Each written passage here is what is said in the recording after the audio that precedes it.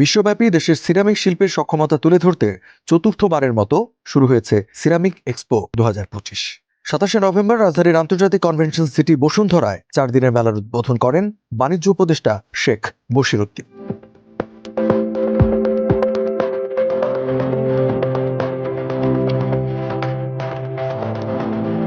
উদ্বোধনী অনুষ্ঠানে উদ্যোক্তারা বলেন, দেশে সিরামিক পণ্যের যে চাহিদা তার 75%ই পূরণ করছে দেশীয় উৎপাদকেরা। এর মধ্যে টেবিলওয়্যার পণ্য রপ্তানি হচ্ছে বিদেশেও।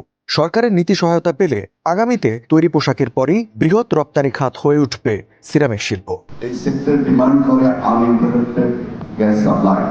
আমরা আনইন্টারাপ্টেড গ্যাস সাপ্লাই পাচ্ছি না, বাট গ্যাসের বিল কিন্তু আমরা রেগুলারলি পে করছি।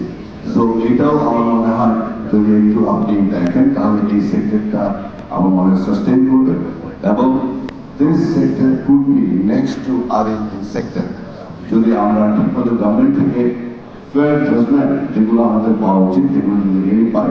Ceramic is now emerging as another star in making. So I am confident Bangladesh government will consider some of this type of incentive for ceramic industry. Invest in Bangladesh, be part of our country's journey towards becoming the next global trade hub.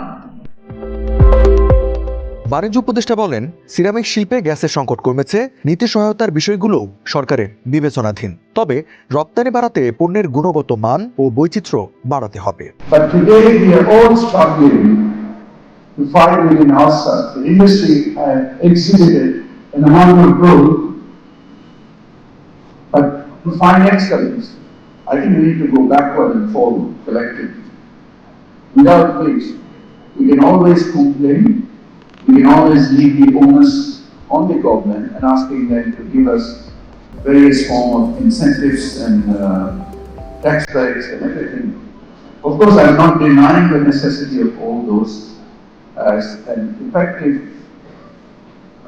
support measures, but those are not the primary need. The primary need is the captaincy of the leaders who can take the industry forward.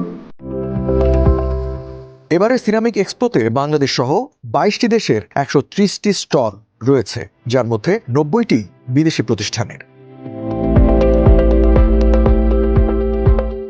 দেশীয় প্রতিষ্ঠানগুলোতে tiles, sanitary wire, tableware ও কিচেনওয়্যারের মতো ceramic পণ্য শোভা পেয়েছে।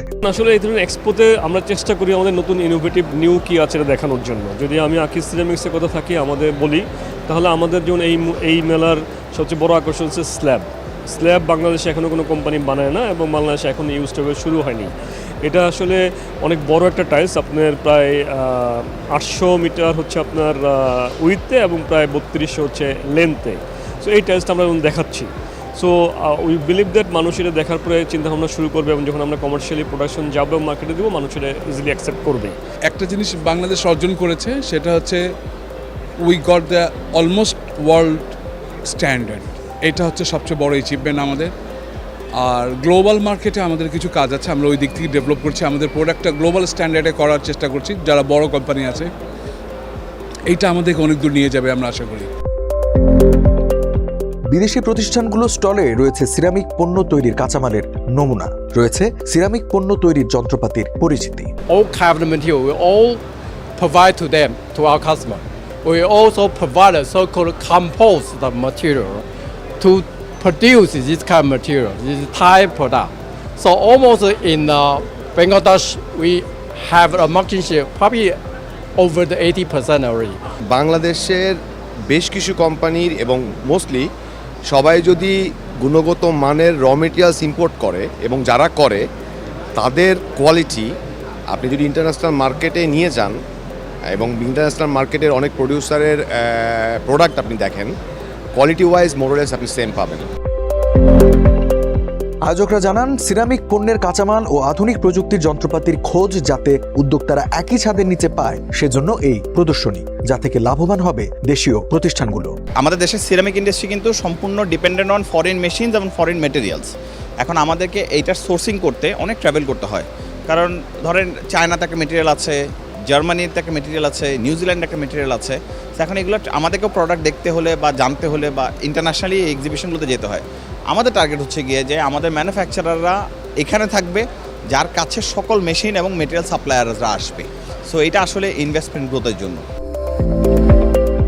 4 দিনের এই expo শেষ হবে 30শে November. প্রতিদিন সকাল 10টা থেকে সন্ধ্যা 7টা পর্যন্ত খোলা থাকবে প্রদর্শনী।